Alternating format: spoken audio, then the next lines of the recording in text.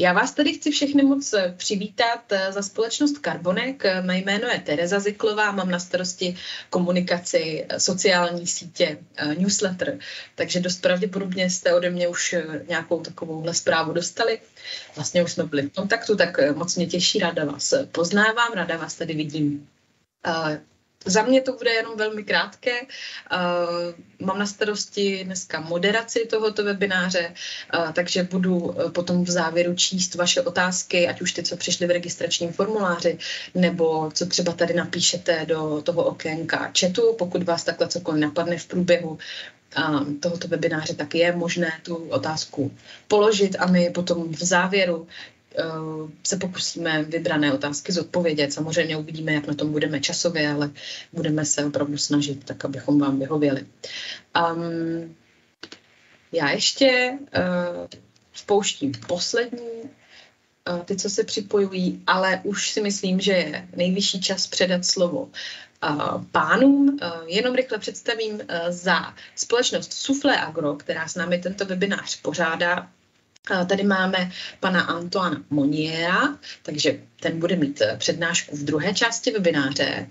A za Carbonek je tady pan Marek Pytlík, toho už možná znáte z našich předchozích webinářů a je to náš specialista na regenerativní zemědělství. On to teda nemá rád, tohle označení, ale v Carbonegu se věnuje regenerativnímu zemědělství velmi intenzivně.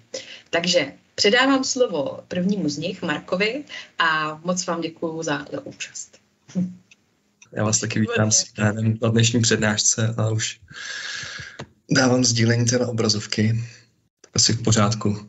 Jo, vidíme to, super.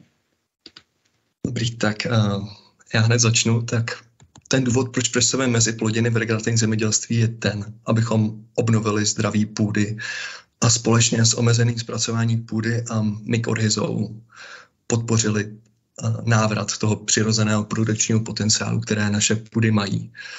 A vlastně umožnili ten maximalizaci využití fotosyntézy, prodloužení sezóny a tok uhlíku do půdy. A ty meziplodiny jsou alfa omegou regenerativního zemědělství. Vlastně poskytují nám řadu výhod, z nichž teda ty, které můžeme zabalit do 3 okruhů. Ten první je krytí povrchu půdy, ať už živým porostem, tak i potom mrtvou tkání kryjí povrch před větrnou vodní erozí, případně slunečním zářením a vysušováním půdy, případně vysušováním celé krajiny. A zároveň poskytují optimální teplotní režim jak kořenům rostlin, tak i půdním organismům. Jelikož když půda je holá na poli, tak můžeme v létě naměřit i 50 stupňů a to není vhodné pro nikoho z nich ani pro nás. A zároveň nám i poskytují nějakou výhodu v konkurenčním boji rostlin, kdy můžeme vlastně si určovat, co na tom poli poroste a omezit tak nechtěné druhy rostlin. Ten další okruh je vlastně ta samotná jejich přítomnost a kořeny, které tam dobře pracují v půdě. Jak jsem zmínil na začátku, je to hlavně o té maximalizaci využití fotosyntézy a vnosu organické hmoty do půdy, ať už v podobě kořenů, tak i kořenových exudátů, které nepřímo budují stabilní půdní agregáty a dobrou strukturu půdy. A na druhou stranu je potřeba myslet i na to, že meziplodiny do svých tkání vstřebají spoustu živin, které potom různě dlouho se rozkládá, takže dochází k tomu, že k ovlivnění cyklu živin a vlastně i jejich zpřístupnění pro následnou plodinu. Určité druhy, například světlice barvířská nebo řetkev setá bílá, tak nám pomáhají i bojovat proti utužení půdy a víceméně veškeré, a dále i nahrazují ta mechanické zpracování půdy biologickým zpracováním. A vlastně všechny plodiny nám pomáhají i zlepšovat zasakování vody do půdy, ať už svými kořeny, nebo co po nich zbyde, biopory, případně i tlumením energie deště. A samozřejmě nedocenitelný je přínos bobovitých rostlin, nebo plodin, které nám pomáhají vázat vzdušný dusík, což je v poslední době jako velké téma. A samozřejmě tím posledním přínosem je i vnesení rozmanitosti do osevního postupu, a případně i jako přerušovač obilných sledů nebo jiných sledů a přitahování nebo lákání opylovačů a dalších užitečných druhů hmyzu, ať už na feromonové látky, které tyto rostliny vypouštějí do okolí, tak na květy, případně extrafoliární nektary, které se prokazují jako silný atraktant právě pro nepřátele škůdců, které buď v těchto porostech nebo i na okolních porostech plodin působí. A další důležitou věcí je, co je potřeba zmínit, je jednotlivé druhy rostlin, případně i těch teda meziplodin, které můžeme vyset, tak různě jsou dobré ve vázání určitých živin, což můžeme potom využít pro následné plodiny. A samozřejmě z toho globálu nějakého ekologického poskytují potravu a úkryt pro faunu vyšších i nižších řádů. A co se týče teda výběru nějakých těch druhů, buď čistosevu, případně samozřejmě lepší je vícekomponentová směs, tak tam už záleží teda na těch našich požadavkách nebo účelu, co od toho porostu chceme. Jestli chceme budovat strukturu půdy doplnit organiku nebo rychle či pomalu zpřístupňovat živiny pro následnou plodinu, kdy obecné pravidlo je to, čím ten porost meziplodin je starší, obsahuje více ligninu, tak tím déle na tom poli vydrží a chrání ho. Ale zároveň v sobě váže spoustu živin. Tak pokud chceme ty živiny rychle otočit, tak je dobré použít třeba pelušku nebo pohanku, některé takové, z které teda svý fenofáze nedřevnatí a potom je terminovat. Ještě teda musíme taky vzít v úvahu, jestli chceme to pole kontrolovat zaplevelení, tak to zase fungují dobře druhy, které rychle rostou, ať už třeba masňák habežský, nebo právě ta zmíněná pohanka, svazenka. A případně využít nějakých nematocidních účinků určitých druhů hořtic nebo řepky olejné. A samozřejmě záleží i na našem osevním postupu, jaký máme, co následuje na tom v osevním postupu, případně jaký máme okýnko právě pro výsev mezi plodiny a jestli máme dobytek nebo bioplinku, co chceme krmit.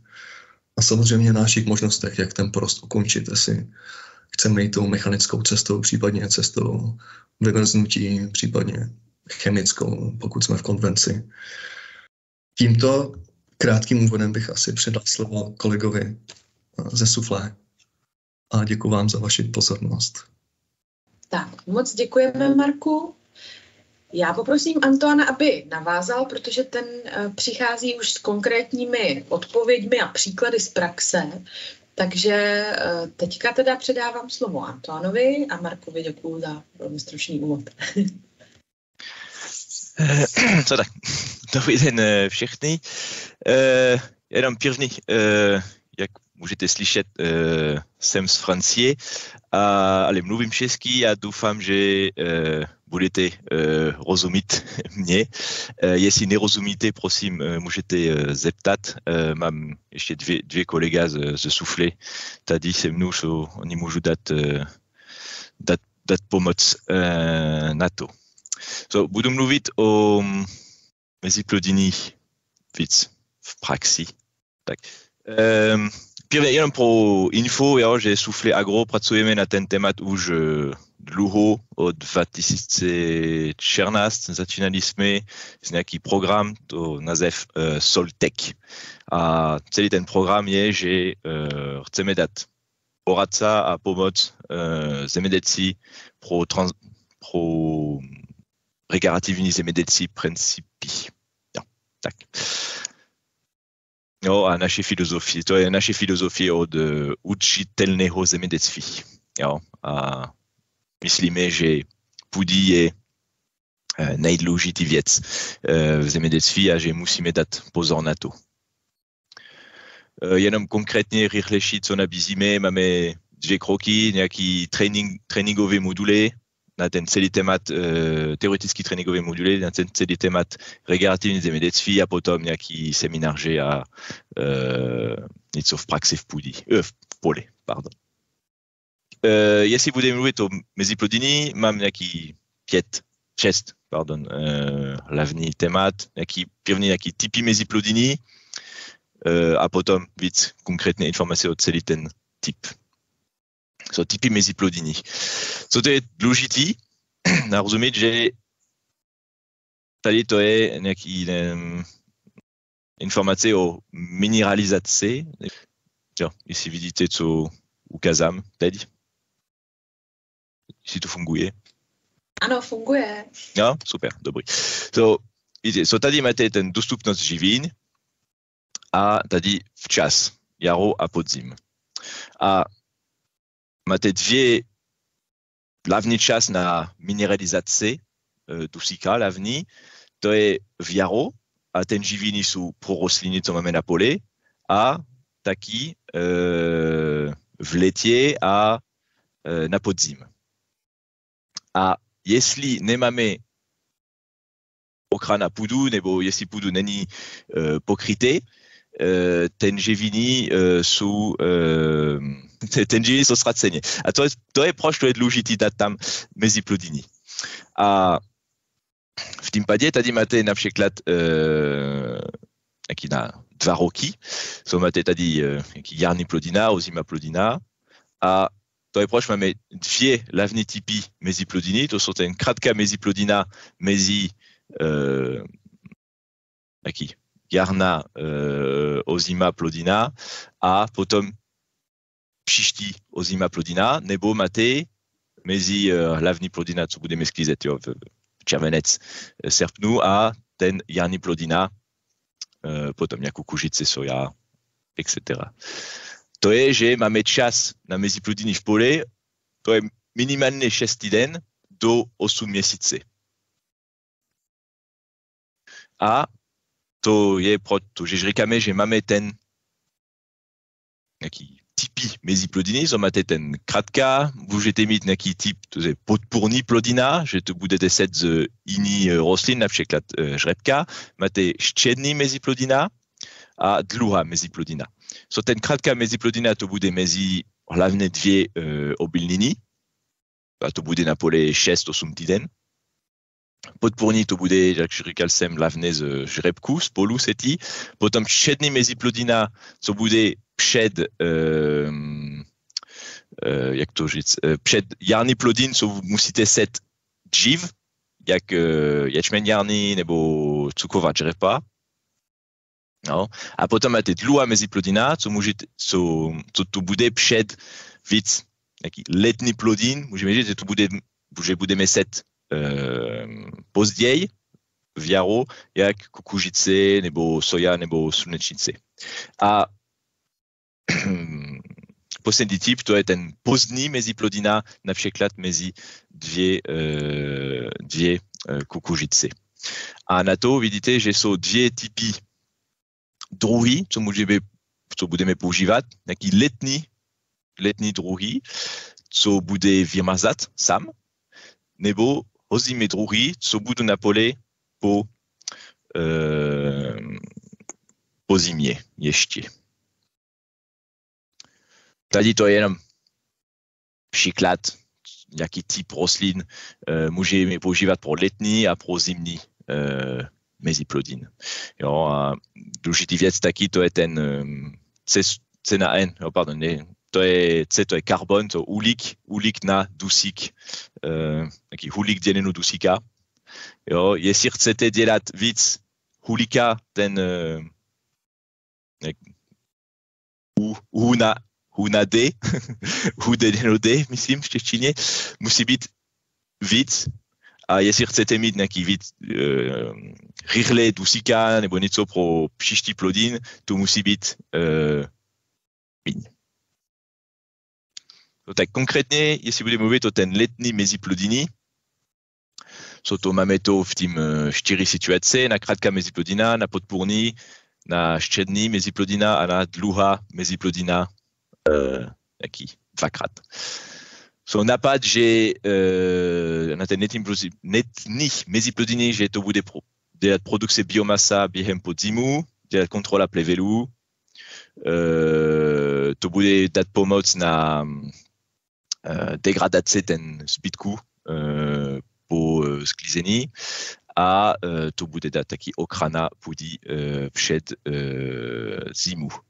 A to jsou nějaký s fičarským nožem, jestli rozumíte, co chceme říct to, že můžete používat to na hodně situací. Na krátkým, střední, dlouhý meziplodiny, celý typ plodin a tak. A celý taky systémy. Jo? Teď říkáme taky orba, mintil, notil, ekologické a tak. Základní principy na to, jak to dělat, to je vysev co nejdříve, to je moc důležitý, že budeme používat velkost půdy, co ještě je po sklizení.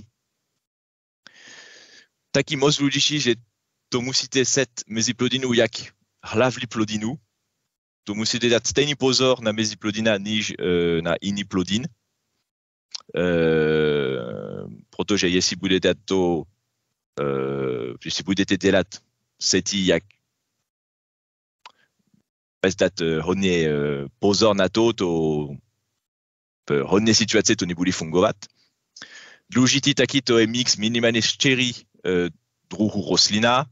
Generálně to je jeden rostlinu, co bude jak odpora na jiný, nějaký luskovinu pro dusíka, brukovitu pro zarycení půdin živin, nějaký traví pro strukturační efekt a potom ještě další rostlin pro diversitu, barvu a všechno. Jo. Taky důležitý, nejlepší to je, jestli můžete dát 50% luskovin v té směsi a taky moc důležitý, kdy meziplodina květe, jeho práce je hotová. Můžete končit ten meziplodina a to je taky proč je moc důležitý vybrat odrůda od ten celý komponenty, že to bude květ nejpozději, že ten meziplodina bude dělat dobrý práce na půdě. Jestli například budete dělat nějaký směsi z 6 rostlina, ale tam budete dát horčice, například, ale odrůda horčice to je moc rychle. Ten horčice bude květ a dělat potom hosivo a tak, a to je špatné, protože ten jiný rostlin, co máte v směsi, nebudu mít čas na dělat dobré práce. No a taky musíte potom selektovat typ rostlin od situace, co máte. Jo, co říkal jsem, čím dříve, tím lépe na seti. No, to je, že budete používat ten velkosti půdy a že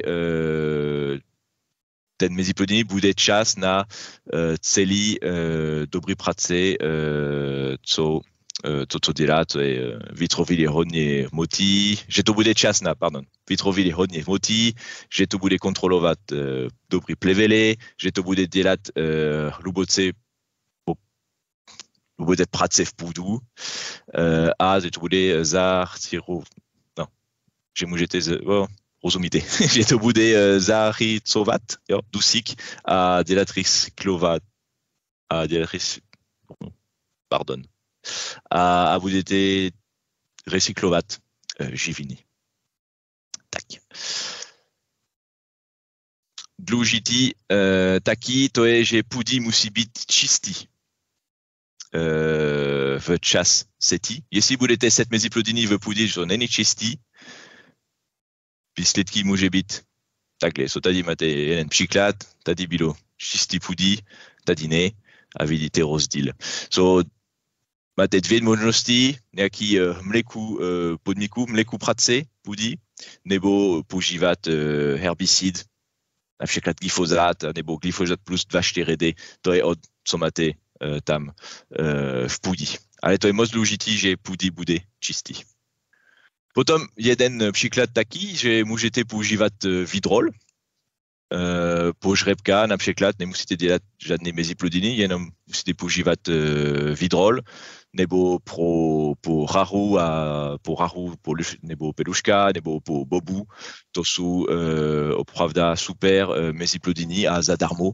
Jo. Nemůžete dělat nic v tím situaci.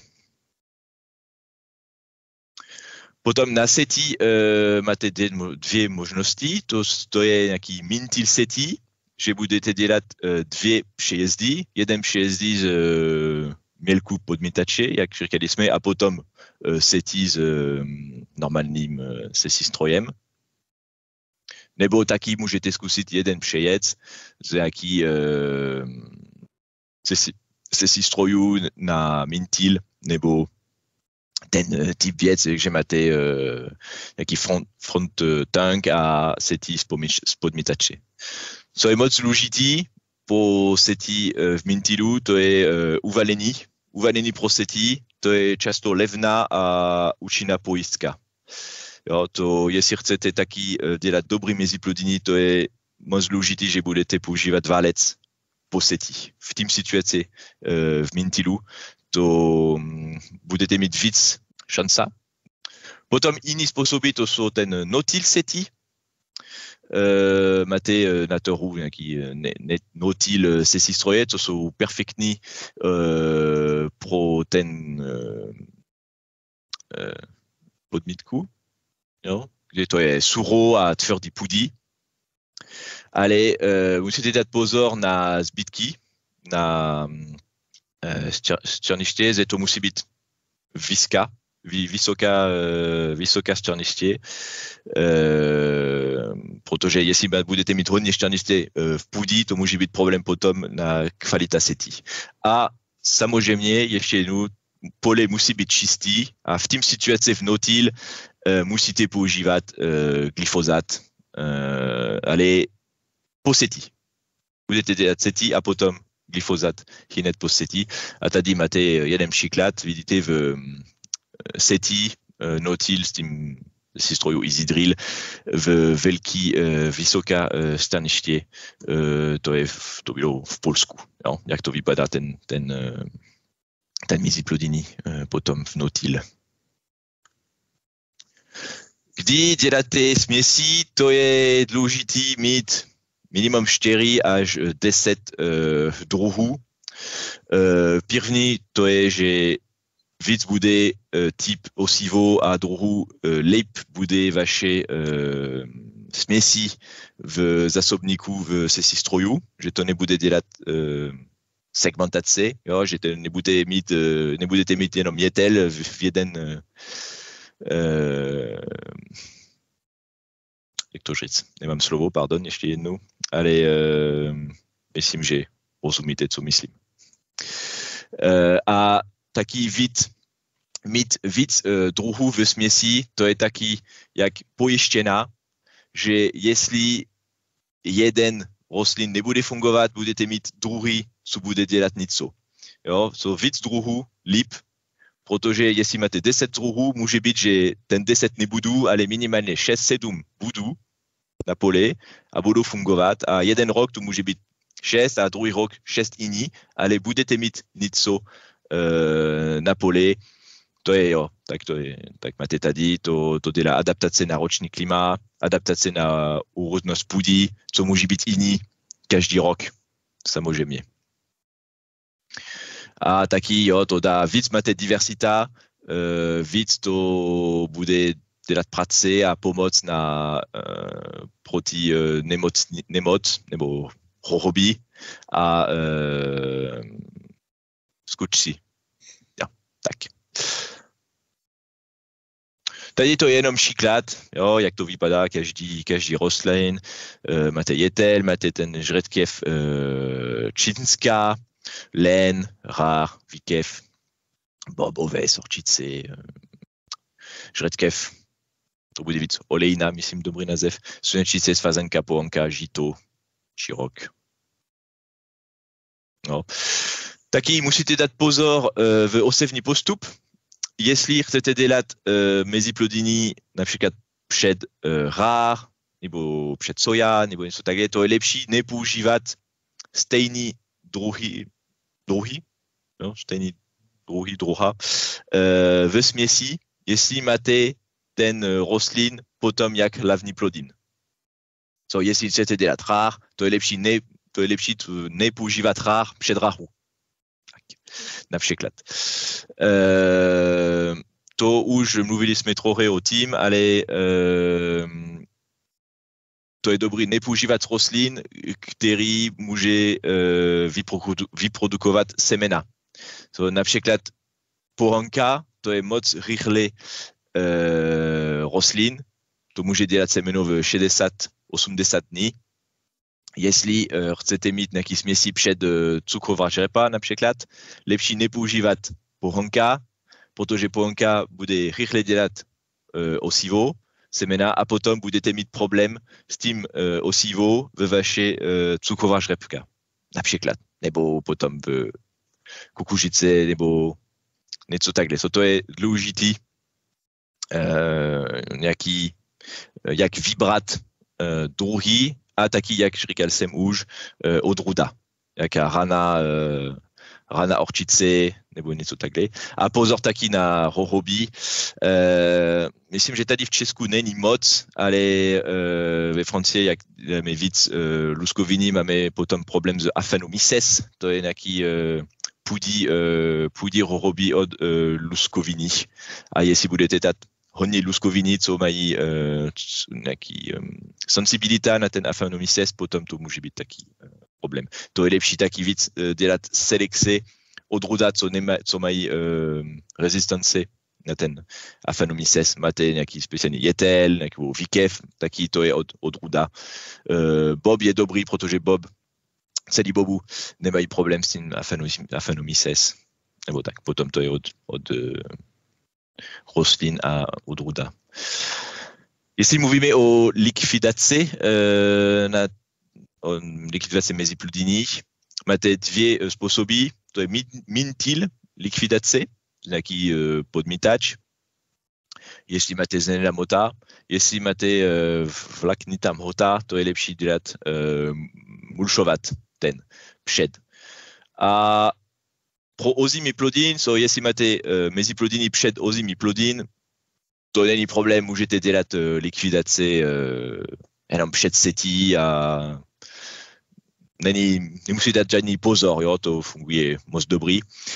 Jenom pro jarní plodiny musíte dát víc pozor, například před kukuřice, jestli chcete snížit likvidaci ten mezi plodiny a potom mírat to z půdy, to je lepší dělat to nějaký měsíc, minimálně měsíc před setí kukuřice, protože může být problém potom s dostupnost vody a taky dusík, co máte v půdě, bude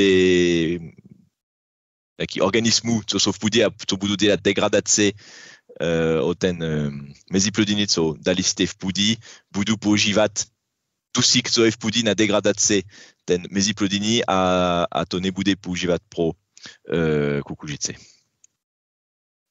Potom jiný způsob můžete dát zimní likvidaci, jestli máte rostlina, co můžu vymarzat, kdy máte v mráz, v ráno, můžete taky jet z nějaký valec, takhle, a to funguje moc dobrý.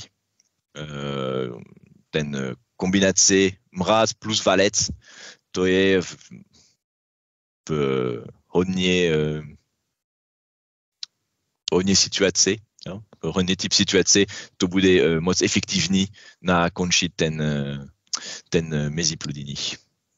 A pozor, taky na zimní likvidaci, dělat moc brzo likvidaci mezi plodiny a nejvíc ten typ z orbu, to může být víc horší než dobrý. A nakonec to je velká strata času a peníze. Jo? Vidíte tady, že máte hezký mezi plodiny, hodně biomasa, děláte horba a potom výsledek na jaro. Vidíte, že to není ideál.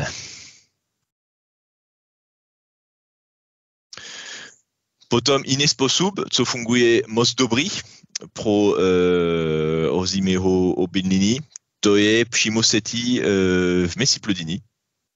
Že budete dělat přímo setí a likvidace meziplodin v celý čas. So, samozřejmě na to musíte mít se strojů, co umí dělat to, ale v té situaci můžete mít nějaký přední valec, dělat setí, so moc důležitý, že setí musí být v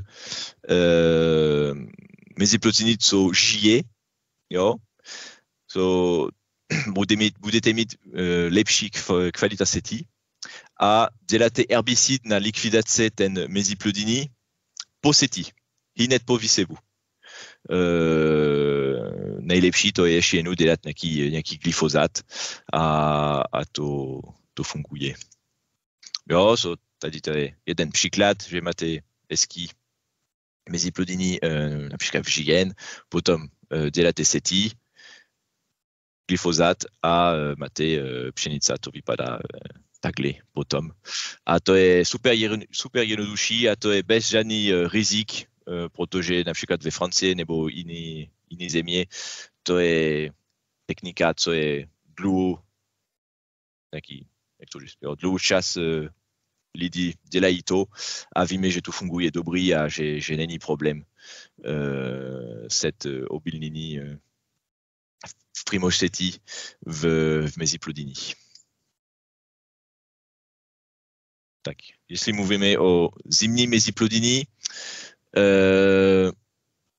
jak ten letní nápad, že to bude dělat ochranu půdy přes zimu, kontrola plevenu, prokořenění půdy a produkci hmoty na jare ještě. So ten zimní meziplodiní, jak říkali jsme, to je speciální před ten rostlina v jaro, že budeme set později, jak kukuřice, soja, že ještě ten meziplodin bude mít čas na jaro nadělat nějaký práce a taky, že budete mít taky na celý zimu dobrý ochrana půdy. A můžete dát dvě typy. Ten druhá, že budete set nějaký letní meziplodiny a potom ještě set ozimí meziplodiny z ozimé druhy, nebo to může být, jak říkali jsme, po kukuřice, ten pozdní meziplodina, ale tady v Česku to je víc těžký. Viděl jsem, že byla otázka na to, ale po kukuřice v Česku není moc co vybrat. To je těžký dělat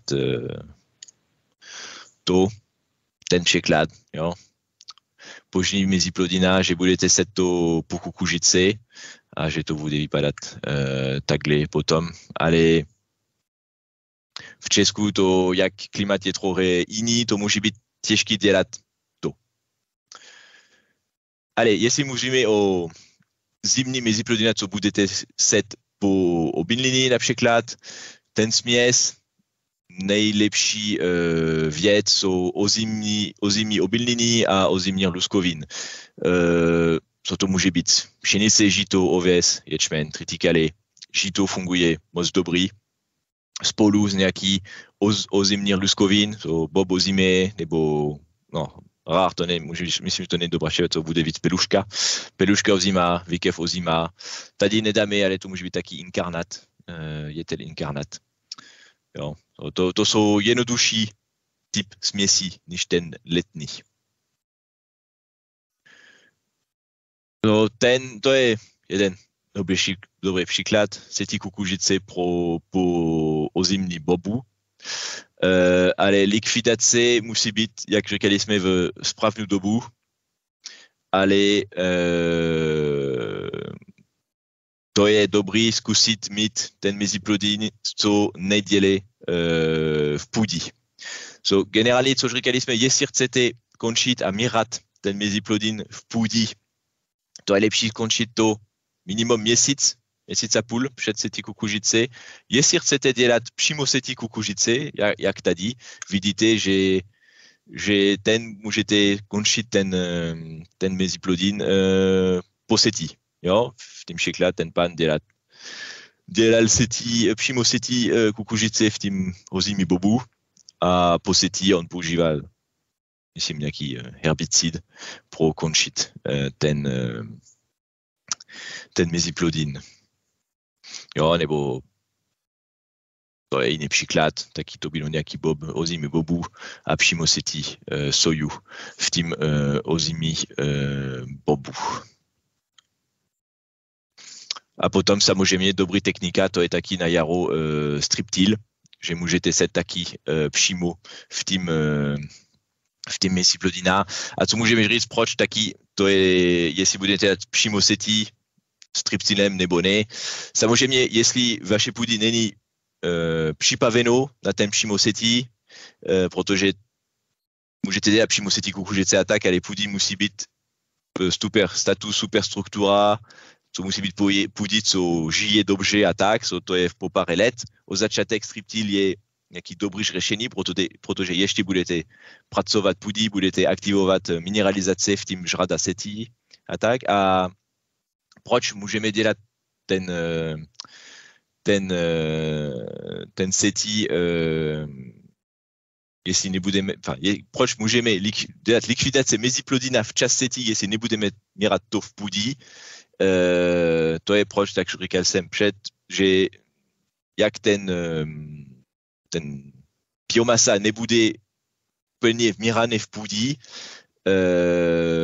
ten dusík, co je v půdě, nebude používat na mineralizaci a tak a bude dostupný pro ten kukuřice a taky pro voda to bude od roku, jo, jestli víte, že máte hodně voda v půdě, můžete čekat, jestli to vypadá, že to bude suro, může být lepší dělat likvidaci trochu dřív, ale to je těžký to a to je od roku.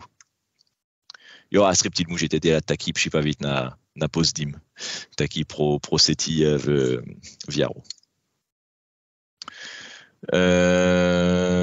Jo, potom ten dlouhá meziplodina, co mluvili jsme o ten pozdní, ten mluvíme o ten dlouhá, ten pokrytý dva v jednom, letní druhy a ozimí druhy, nebo rostlin. A cel, že například budete set v jeden čas nějaký směsí, kde máte ten dvě typy rostlina, na krátká meziplodina a na pozdní meziplodina. Tady máte jeden příklad z orchice a myslím, to je jaký jetel inkarnát, že máte ten orchice, to bude dělat první práce a potom pod to máte ten jetel, kdy máte orchice hotovo takhle, můžete mulčovat orchice a pod to máte už ten pozdní meziplodina hotovo, ten jetel, co to bude v pole potom. Tak jo, stejný příklad, tady myslím, že to bylo, může být nějaký orchice nebo nějaký krátka a pod to nějaký obilniny. Jo, jak vidíte tady, že potom budete končit, nebo to je žrebka? Nepamatuju. A budete končit ten krátká meziplodina a potom budete mít ten pozdní meziplodina, v tím situaci ten obilniny. Stejně ještě jeden příklad z pohanka a jiných. A v tím situaci taky můžete dělat, jestli děláte pohanka plus něco, můžete, jestli všechno bude OK, můžete i taky dělat sklízet ten pohanka a mít ještě ten pozdní meziplodina pod to pohanka. A pro kukuřice taky jiné možnosti, protože, jak říkali jsme tady v Česku, set ten pozdní meziplodiny po kukuřice, co to bude sklízet v říjnu, například, to bude později. Jeden způsob je možný, to je dělat setí například z plečku. V kukuřici fáze 4-8 liští. Samozřejmě pole musí být velmi čisté. Nějaký směsí. V sufle máme směsí kypsol korn, nějaký dva směsí dostupné, jeden z jílek a jeden bez. A děláte setí, ten směsí bude pod kukuřice na celý sezonu, potom budete sklízet kukuřice a budete mít nějaký hotovo mezi plodiny na pole. A potom můžeme mluvit taky o ten podporný rostlin v žrebce. Tam tady příklad, co máme v nabídku v sufle, to je nějaký OSR Protect, říkáme, ale samozřejmě můžete dělat taky sám, jestli máte si stroje, co můžete dělat to. To je směsí, hotovo směsí odrůda žrebka, plus v tým příklad pískavice, jetel a čočka. Budete set to spolu v jeden moment a ten podporný rostlina bude dát nějaký servisu pro ten žrebka. So tady máte nějaký ekonomický překlad. Samozřejmě budete vyplatit víc na ten osivo, plus minus mezi 1000 a 1500 korun na hektar, ale díky ten podporný rostliny můžete dělat herbicid nějaký nižší dávka herbicid, protože ten podporná rostlina bude taky mít tlak na plevele a bude dělat ochrana na plevele. Viděli jsme to taky, máme nějaký 10 let pokusy nebo 15 let pokusy ve Francii, že je nějaký infekt na insekt, že můžete používat to, můžeme ukázat, že když máme podporný rostlina v žrebka, můžete používat min insekticidy taky a ten podporná rostlina, samozřejmě to musí být luskoviny. Ten luskoviny, víte, že to vyprodukuje dusíka a víme, že ten podporný rostlin bude dát pro ten žrebka od 15 do 30 kg čistý dusík na jaro a že můžete dát, jestli dáte ten podporný rostlina, můžete dát od 15 do 30 kg míň dusíka na jaro a budete mít minimálně stejný výnos, nebo to může být taky trochu lepší v nějaké situaci. A v ten rok, kdy vidíme ten nakladný na dusíka, to je dobrý, myslíme. To je tam příklad, že celkem nakladí budete mít na nějaký od minus 450 korun na hektar do 4500, jestli všechno jde dobře. Výnosa to může být do plus minus, co máme v pokusy, do 300 kg víc. Nakonec to je od 400 do v nejlepší situaci v tým rok a v tým cena na dusíka teď samozřejmě, ale do 10 000 korun na hektar. Plus máte ještě další benefity, co to je samozřejmě, že ten podporný rostlin produkuje biomasa, to pracuje na struktura půdy, dělá produkce organika mota. Teď jsme s tím webinaire firma Carbonek, jestli máte v žrebku ten podporný rostlin, ten podporný rostlin to bude taky zásoba, to bude taky jak to říct. A to bude jak mezi plodiny, budete mít víc uhlíku v půdě, taky, to je taky pomoc na biodiverzita a všechno. To je opravdu moc dobrý technika, ten podporný rostliny v žrebce. No, to je, že můžete dělat jeden mezi plodiny navíc ve vaše osevní postup. Spolu ze žrebku. Nějaký závěr, co myslíš v tím Soltek a tak, že musíme jet od ten situaci, že zkusíme zapravovat prázdno, že děláme boj proti přírodě, používáme hodně mekanizace a remie a chceme jet tak, že chceme vybrat diversita a nejvíc používat bezplatné přírodní mechanismy. Jo, nemluví jsem o tím, ale samozřejmě, jestli dáme luskoviny v mezi plodiny, budete mít víc dostupné dusíka na příští rostlina, ten rostliny bude pracovat půdy a tak. Díky tomu musíme snížit mekanizaci a remie. Nejvíc můžeme snížit mekanizaci, protože, jak víte, všechny taky mekanizace je taky drahý, palivo je drahý a všechno. Jestli můžete dělat operace na pole, to je taky lepší. So, jo, to navýšit zisk a to vybudovat odolnějších hospodaření. Tak. Celý ten nápad de Soltec, rekreativní zemědělství a všechno, to je naradit železo, koření a palivo fotosyntézu. Jo. A meziplodina není náklad, je to investice. Jo, pro vás. A jenom rychle, ale pro informace v Sufle máme taky samozřejmě nabídku hotovou směsí meziplodiny, to je nějaký překlad, co máme, nějaký komplexní směsi meziplodiny a jestli máte zájem, můžete nebo zavolat naše obchodní zastupce, nebo jet na naše strany internetové sufleagro.cz a tam máte víc informací o celé naše nabídku.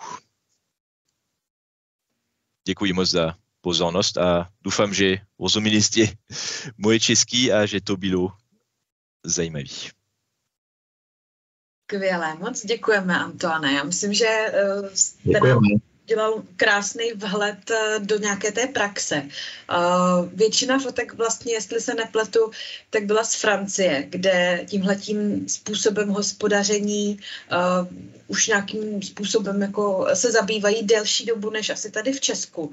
Takže za to opravdu moc děkuji, že i nějaká jako konkrétní praxe tady takhle mohla zaznít. Já doufám, že i pro naše hosty to bylo zajímavé a teda máme pár minut na dotazy, koukám, že nám jich bylo i docela dost a hodně nám jich přišlo nejenom teda tady v chatu, těch za stolik nebylo, ale ještě klidně pište, pokud vás něco napadá, ale přišly nám i některé dotazy už předem v rámci registračního formuláře, takže já začnu možná s nimi.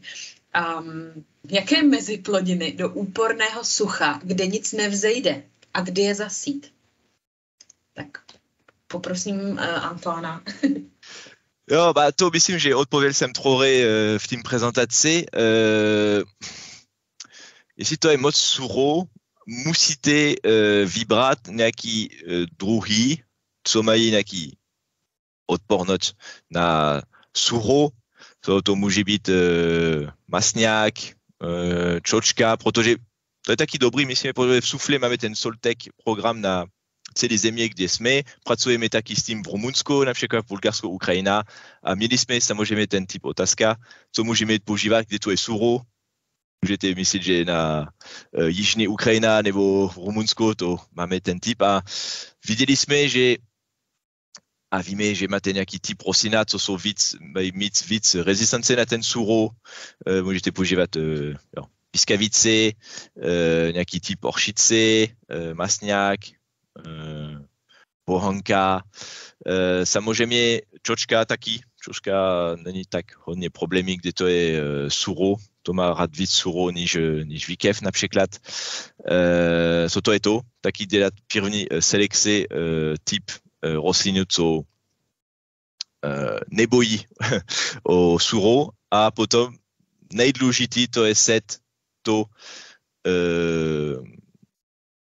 přímo pro sklízení. Nejlíp to bude, že děláte sklízet a v ten moment v poli musíte dělat setí ten meziplodiny, nebo 1-2 dny potom. Jo? Já vím a já rozumím, že to může být těžký, kde to je čas sklízení, že organizace na farmu a tak, to může být těžký a samozřejmě rozumím, ale v té situaci nejlepší to bude nějaký no-till setí, že to nebudete žrušit půdy a že ten vlhkost bude ještě tam a nejdřív po setí. A nebo nějaký mělký práce, setí, ještě jednou čistý půdy, to je taky moc důležitý, a používat valec.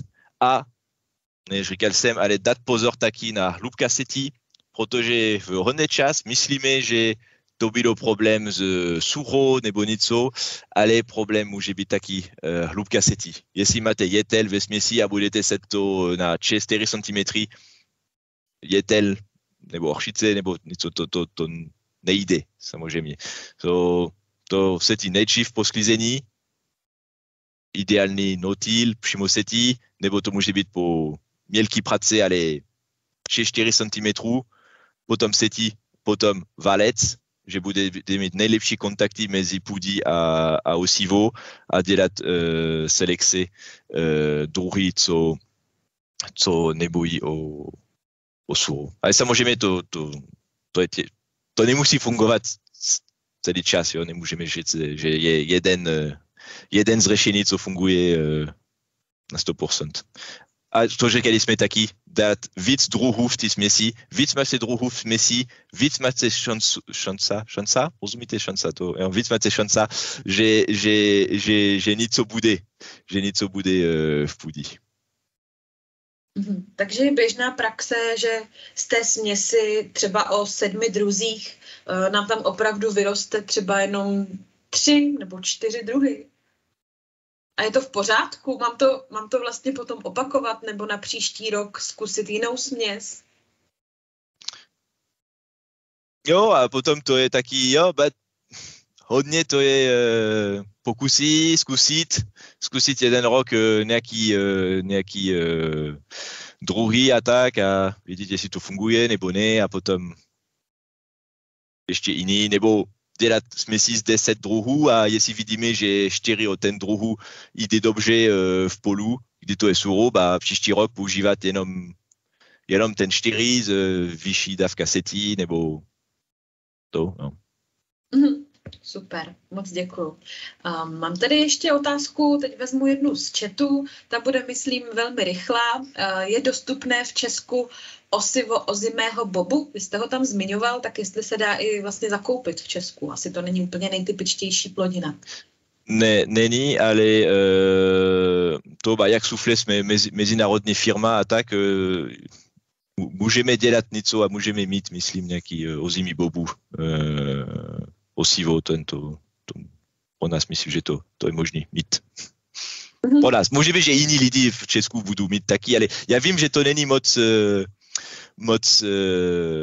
populárné, ale dělali jsme pokusy 2 roky temu tady v Česku. Dělali jsme import ozimý bobu z Francie a dělali jsme setí to a po zimě to bylo a zemědělec měl sklízení o ten ozimý bobu, to ukázalo, že to může fungovat tady. Super. Máme tady 2 otázky, které se týkají glyfosátu. Přečtu asi tu první. Dobrý den, do jaké míry je nutné používat po uválení meziplodin válcem glyfosát? Nevím, jestli rozumím to celý dobře. Radim, můžeš dát mi pomoct, prosím, na ten otázka?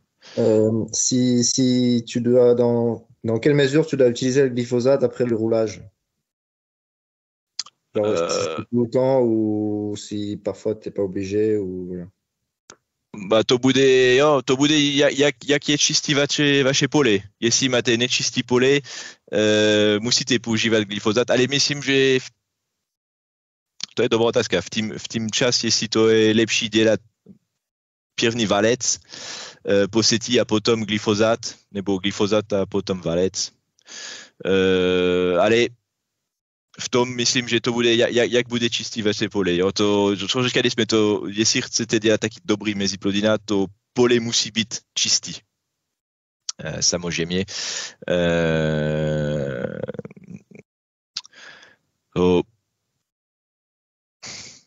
Nevidím žádný problém používat glyfosát po valec, nebo to, jo, to je jenom, jestli máte plevely nebo vidrolu obilniny v půdě, musíte čistit to, jo, a to může být, jo, nevidím problém na to.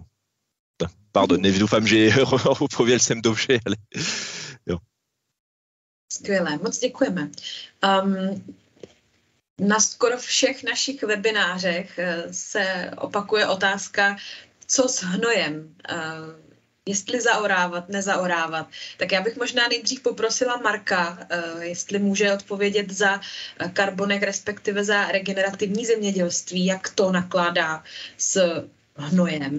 A potom případně, Antoine, jestli byste Marka doplnil, jak na to zase koukáte vy v Soufflet. Tak pohled regenerativní zemědělství je, že ten dobře vyzrátý hnůj je možno aplikovat na pole nebo ho rozházet, ať už do porostu teda mezi plodin třeba, nebo i na pastvinu, aniž by se musel zaorávat. Mm-hmm. Mně ještě napadá, na konferenci Živá krajina, kterou jsme pořádali v březnu, vystupoval také pan inženýr Marhavý a ten vlastně hnůj označil za výborný mulč, byť samozřejmě je tam ta jako legislativní jako nepříjemnost, to, že hnůj by se v Česku měl z legislativních důvodů zaorávat. Protože teoreticky, jestli máte meziplodiny v půdě a dáte tam hnůj a ten hnůj bude spolu s tím meziplodiny a tak, jak máte aktivita biologika díky ten meziplodiny, normálně dát půdě, bez pracovat půdě, ten hnůj bude mít degradace a tak, protože budete mít víc aktivita v půdě. Ale myslím taky, že jestli musíte mírat, což říkali jsme v Sufle, že samozřejmě v rekreativním zemědělství orba není dobře, jo. Nemůžete používat orba, nemůžete dělat ten z půdy, jo, že dáte top půdy dolů a takhle to není dobrý. Ale to je naše vize v Sufle samozřejmě. Říkáme, že jestli musíte pracovat půdy, mělký pracovat půdy do 10 cm, to není velký problém a jestli to musíte dělat. To je naše vize, ale to je potřebné. A jestli budete dát hnůj a potom mírat to do ten první 10-15 cm půdy a potom set meziplodiny, nevidím žádný problém. A to je líp taky, protože ten meziplodiny bude používat ten živiny o ten hnůj a ten živiny nebudou ztratu.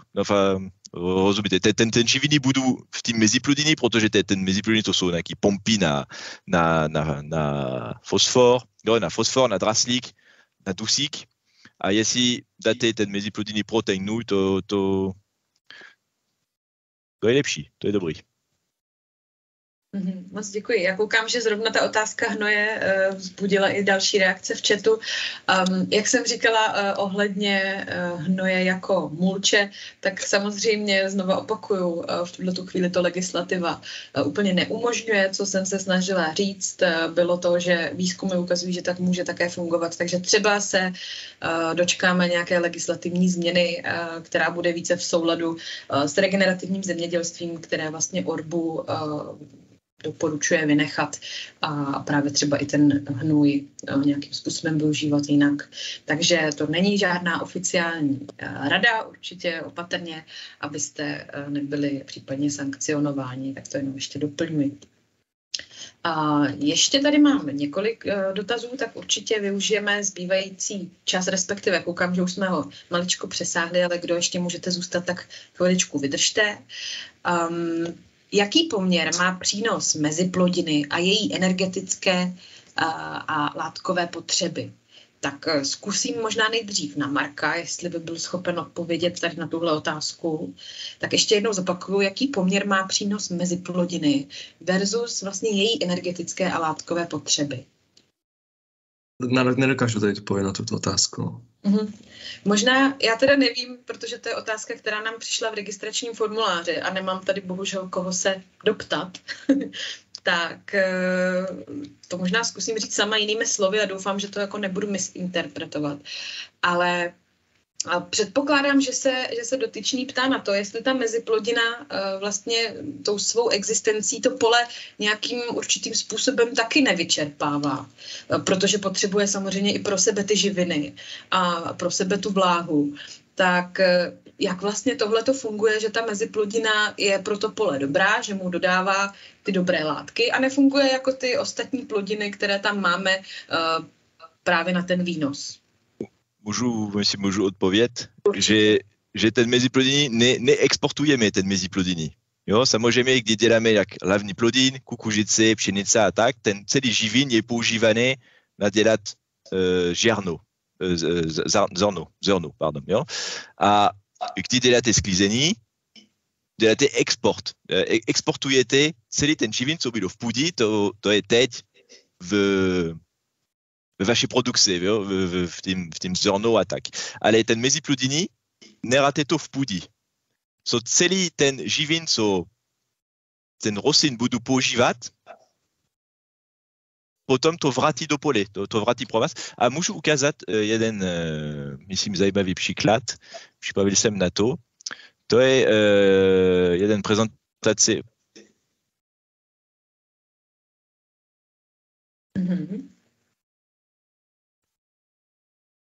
Tak prezentaci vidíme, ale teď se nám seklo video a neslyšíme zvuk.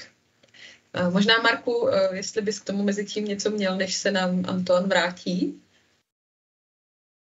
No, ohledně teda možná toho zadržování živin, tak samozřejmě ta meziplodina ty živiny váže a tam už teda určující, jaký druh zvolíme. Pokud teda tu rostlinu necháme dorůst do nějaký delší fenofáz nebo směrem k ukončení vegetace, kdy má teda více poměr uhlíku a dusíku, a tak potom můžeme jim problém, že ten dusík pro ty následné plodiny tam nebude. Jo, takže to možná z tady toho pohledu byl ten dotaz směřovaný. Jo, potřeba volit teda, pokud chceme využít rychle ten dusík, tak plodiny, které mají křehčí pletiva a můžeme je potom jednoduše zlikvidovat. Super. Já koukám, že Antoine už je zpátky. Jo, pardon, měl jsem problém s Teamsu a vrátil jsem. To je jenom jeden příklad, to je ve Francii už máme, už pracujeme dlouho na to a je nějaký strany internetově, co bylo dělané před, nevím, jestli znáte, ale Arvalis, INRA, naše Scientific Institute, ja? Že to je na internet, že dáte celé informace o vaše půdě, typ půdě a tak, a jaký meziplodiny dělali jste, kolik máte biomasa na metr a potom to dá info. Například, to je jeden příklad, jeden směsí. Máte nějaký biomasa a v tím příklad ten meziplodiny směsí, comment tu dis piégé, Radim? Zachytil jakoby ten půdní dusík 115. Jo, 115 kg dusíka a tady máte informace, co to bude dostupné pro następný rostlin. Jo? So, a tady 30 dní po likvidaci to bude 30 kg dusíka, na ten příklad, dostupné pro następný rostlin, a to bude 20 kg po 30 dní, 6 kg po 60 dní, 5 kg po 90 dní. A taky budete mít dostupné 20 kg fosfor, 150 kg draslík, 20 kg síra a 10 kg magnéz. To je jeden příklad jenom. Ale ten živiny jsou v rostlině. A taky, co to je důležité, že ten meziplodiny taky, jestli mluvíme o fosfor, hodně čas ten fosfor není dostupný pro rostlina v půdě. To není dostupné. A jestli budete používat nějaký typ rostlin, nějaký brokovité nebo poranka nebo rostlino ten typ, oni mají kapacita, že ten fosfor bude dostupný. Jo? A oni budou dělat, že ten fosfor bude dostupný, oni budou používat ten fosfor, ale jak neděláte export o ten biomasa, vrátíte ten biomasa v půdě, ten fosfor taky bude dostupný pro następný rostlin. Jo? So to není, že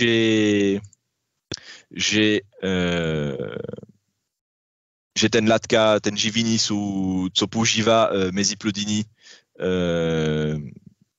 jsou špatné. Jo? Nebo když jsme začali, když máte ten mineralizace na podzim, celý ten dusíka, jestli nebudete používat meziplodiny, celý ten dusíka, co máte v tím čas mineralizace na podzim, jestli máte nepokrytý půdí, ten dusíka je taký pryč, jo, je pryč, jenom pryč, ale jestli máte tam rostlin v půdě, co bude používat ten dusík, s tím dusík ten rostlina bude dělat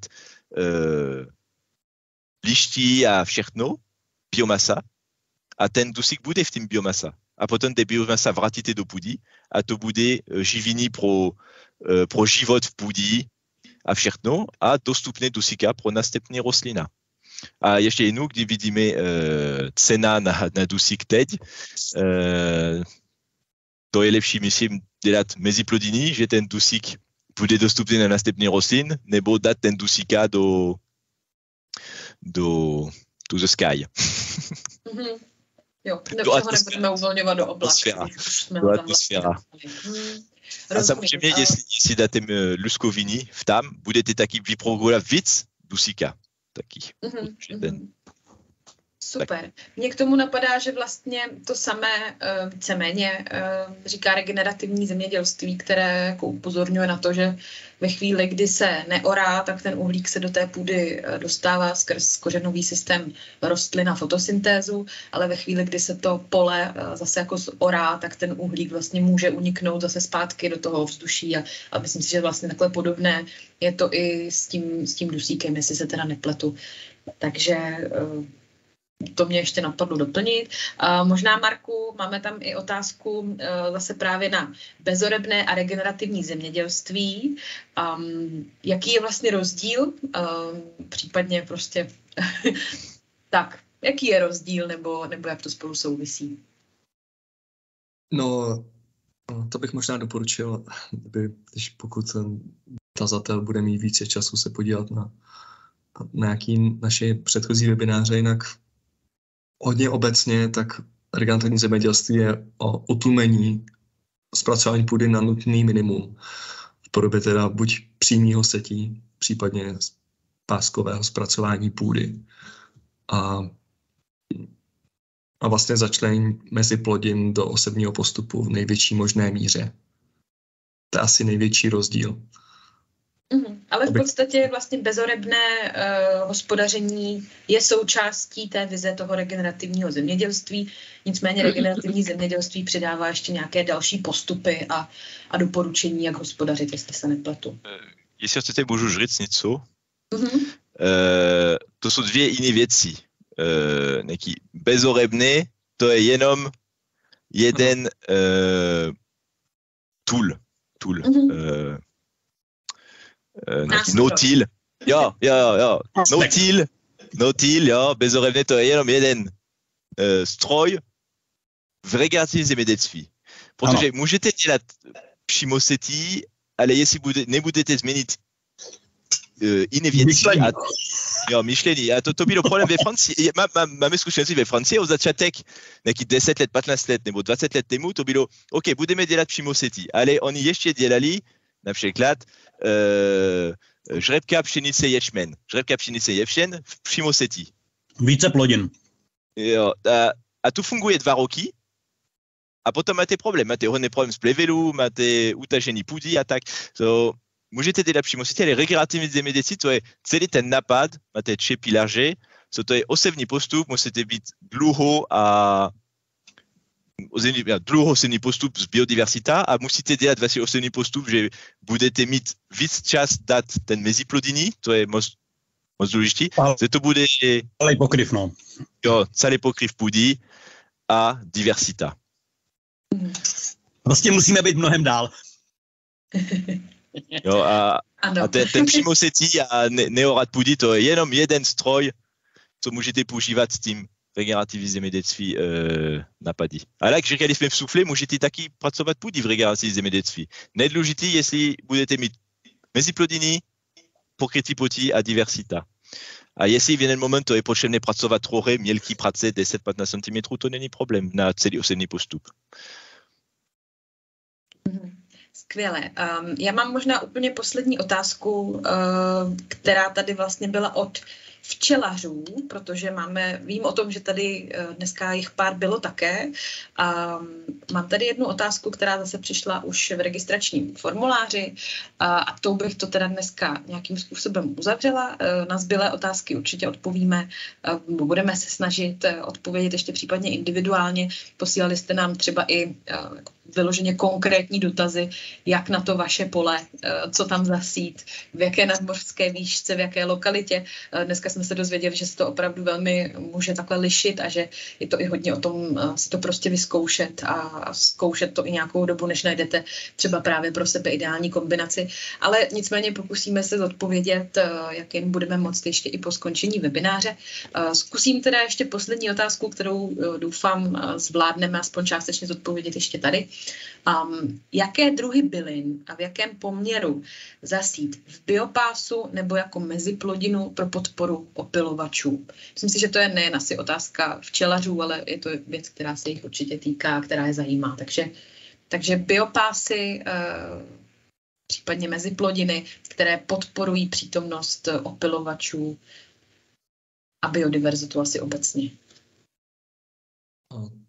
Tak určitě bych doporučil čekanku, lupinu, vyčenec, štírovník, nějakou likvi, uňatou, třeba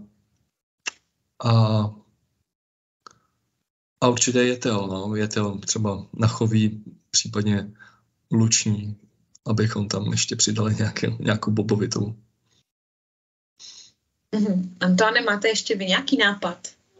Jo, pardon, to bude o soufflé, ale v soufflé máme hotovou směsí, myslím, to je nektarový biopas, a to je speciální směsí, myslím, máme tam 9 nebo 10 druhů, a to je speciální směsí pro ten biodiverzita a bíz. To byla otázka, ne? Včely, jo. Jo, a jo, v té situaci musíte dát rostlina, co dělají květ, jo, nějaký svazenka, jetel samozřejmě, proč ne pohanka, orchice, slunečnice, no, ten typ rostlin. Jo. Tím jste mě ještě navedli na otázku, jestli lze mít vlastně zisk i z těch meziplodin. To znamená, jestli když já je sklidím nebo nějakým způsobem zpracuji, tak jestli částečně vlastně z toho ještě taky můžu mít další příjem. Vůbec nevím, jestli to lze nebo nelze v rámci toho zpracování těch meziplodin, ale napadlo mě, že vlastně spousta z těch plodin se někdy používá i jako hlavní plodina, tak jestli to lze i takhle třeba kombinovat.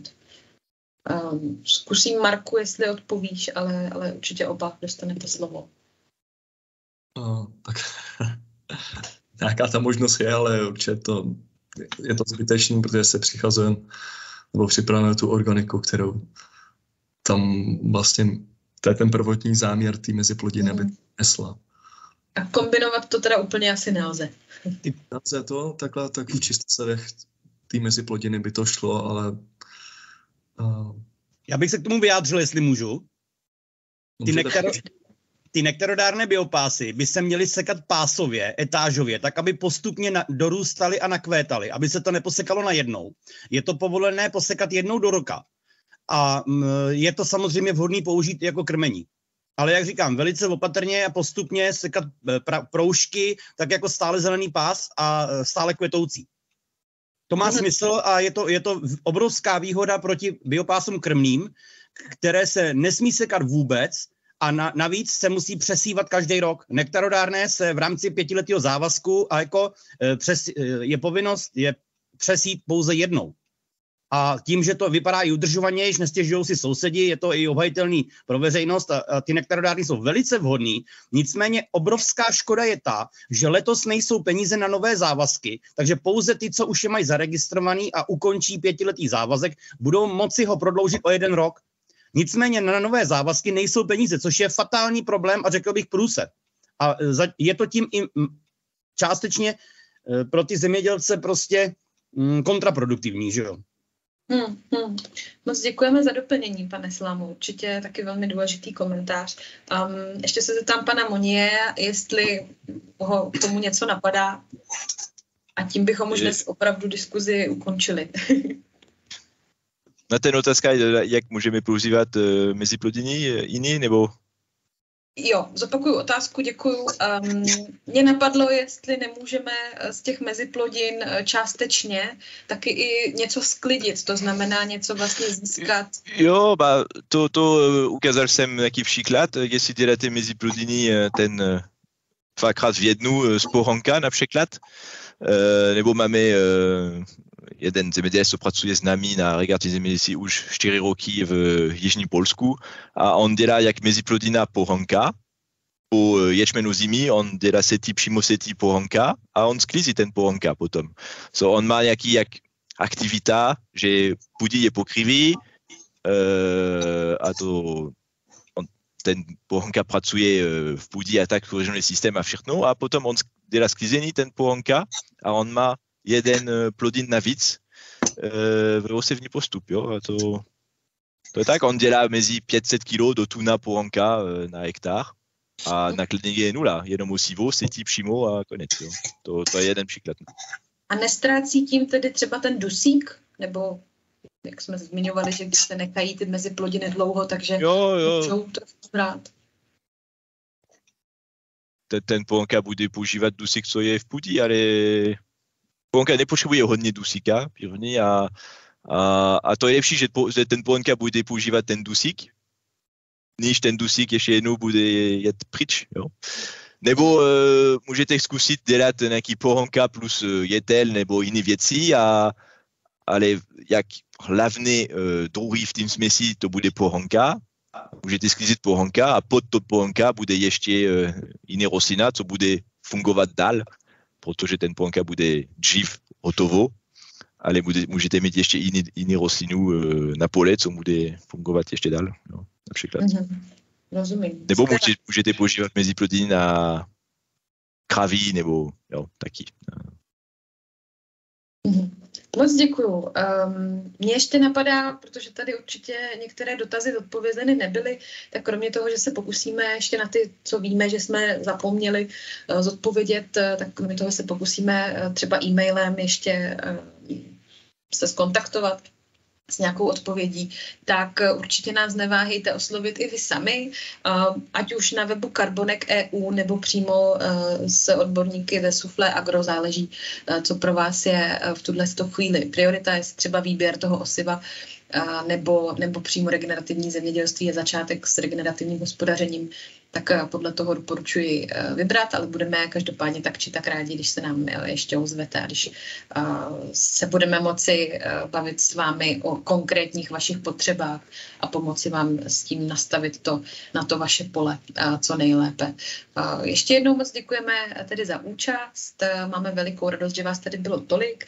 Záznam tohoto webináře se pokusíme zhruba do týdne zveřejnit na našem YouTube kanále, takže když se zadáte do YouTube Carbonek, tak vám určitě najde i naše třeba předchozí webináře a další materiály, které my sdílíme volně, takže doporučuji už teďka třeba kliknout na tlačítko odběru, aby vám to video i tohoto webináře neuteklo. Ještě jednou teda moc děkujeme, máme radost, že se vás tady sešlo tolik a jsme v kontaktu. Děkujeme. A děkuji našim řečníkům. Děkujeme krásně. Děkujeme a se daří všem. Naschledanou. Díky, naschledanou. Antone, taky moc děkujeme. Tak, No. Jo, to tak. Pěkný den. Naschledanou.